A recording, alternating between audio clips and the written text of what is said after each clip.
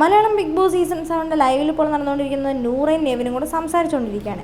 നൂറ നെവിനോട് പറയുകയാണ്, ഇന്നലെ ആദില പോയ സമയത്ത് അതിനുശേഷം ഈ ബിഗ് ബോസ് വീട്ടിൽ കണ്ട നാടകം കണ്ടു കഴിഞ്ഞപ്പോൾ എനിക്ക് നല്ല ദേഷ്യമാണ് വന്നതെന്ന് പറയുന്നുണ്ട്. അനുമോളയാണ് പറയുന്നത്. അപ്പോൾ നെവിൻ പറയുന്നുണ്ട്, എന്നെയും വന്ന് കെട്ടിപ്പിടിച്ചൊക്കെ സംസാരിച്ചിട്ടുണ്ടായിരുന്നു, ഇനി പുറത്തിറങ്ങട്ടെ, പുറത്തിറങ്ങി കഴിഞ്ഞിട്ട് ഈ സ്നേഹമൊക്കെ ഉണ്ടോയെന്ന് അപ്പം നമുക്കറിയാം.